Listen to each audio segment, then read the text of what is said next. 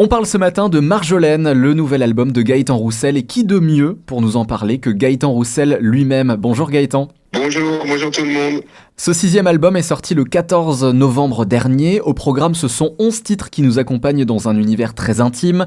L'album s'ouvre justement tout en douceur avec cette très belle ballade Marjolaine, le titre éponyme de l'album. Alors Marjolaine, c'est aussi un clin d'œil avec Ginger, ton premier album sorti il y a 15 ans.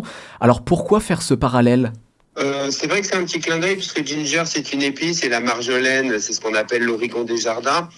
Pour raconter une histoire avec des petits fils comme ça, sans du tout retourner en arrière, mais des petits clins d'œil, on va appeler ça comme ça en fait. Ça raconte une petite histoire qui est la mienne, qui est l'histoire de mon petit jardin secret que je mets de disque en disque. Après Marjolaine c'est aussi un prénom que j'aime beaucoup, qui est peu usité.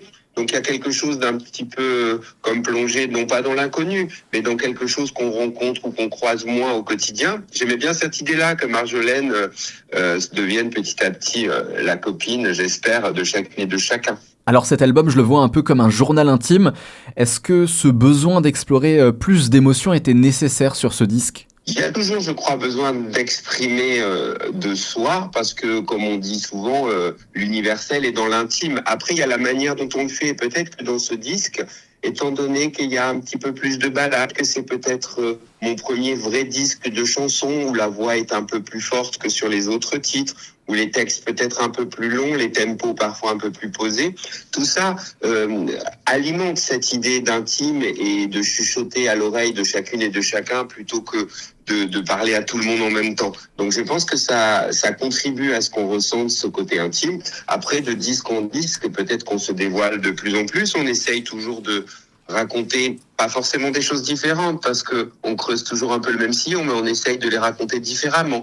Et là, j'ai essayé de faire un album simple, mélodique, assez direct. Donc tout ça, à mon avis, ça participe du ressenti de l'intime. Alors si on remonte 2 ans en arrière, tu avais sorti Éclectique, c'était un album de duo. Alors aujourd'hui dans cet album Marjolaine, on retrouve 2 duos, l'un avec Bernard Lavilliers, l'autre avec Solane. Est-ce que c'était important pour toi de mélanger ces 2 univers assez distincts ? Oui, c'est toujours important pour moi d'aller vers l'autre. Je pense que croiser d'autres univers, c'est pas abandonner le sien. Donc je pense qu'à travers le fait de croiser l'univers de beaucoup de chanteuses et de chanteurs dans Éclectique, comme tu l'évoquais, ou dans Marjolaine, croiser Solane et Bernard Lavilliers, c'est finalement enrichir mon univers. Donc c'est une démarche que j'ai depuis longtemps. Je chante avec les autres depuis longtemps, parfois en leur proposant des chansons, parfois en écrivant avec eux. Et je trouve que ça éclaire différemment. Et là, Bernard Lavilliers, Solane, 2 générations différentes, 2 voix différentes, de trajectoires différentes, de manières de regarder la vie, la société, de chanter les mots, d'interpréter les notes différentes. Et moi, c'est quelque chose qui m'intéresse, qui m'intéressait, qui m'intéressera toujours. Donc très heureux et c'était important pour moi, oui. Alors cet album est accompagné évidemment d'une tournée qui traversera la France, qui passera près de chez nous du côté de Metz, aux Arènes. Ce sera le 24 novembre 2026. Alors qu'est-ce qui nous attend sur scène ? Alors ce qui vous attend sur scène, c'est des chansons, des albums solo, mais aussi des chansons de Louise Attaque, des chansons que j'ai pu écrire pour d'autres, comme pour Vanessa Paradis, Louane ou Oshi par exemple. Donc voilà, un mélange de tout ce à quoi je participe et de tout ce que je fais avec musiciennes et musiciens. Et comme on a la chance de jouer dans ce que moi j'appelle les salles à grande hauteur de sous plafond, je pense qu'on vous amène un spectacle qui j'espère vous plaira avec une belle scénographie et un grand spectacle si vous voulez. Voilà, donc les histoires se racontent dans toutes les salles, mais là on arrive avec une scénographie qui j'espère fera qu'on arrivera à être tous ensemble. Voilà, il n'y a pas de gros concert s'il n'y a pas de grand public, donc j'ai hâte. Cet album est sorti il y a 1 mois maintenant. Est-ce qu'on envisage déjà une suite peut-être pour un 7e album solo ?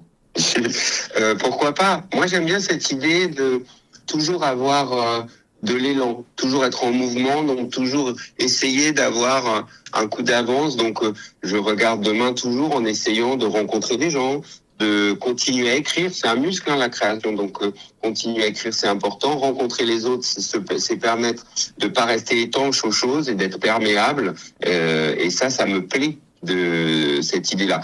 Donc 7e album solo ou Éclectique 2 ou pourquoi pas retrouver mes camarades de Louise Attaque, pourquoi pas écrire pour les autres. Tout ça, ça fait partie de ce que moi j'essaye de développer depuis des années.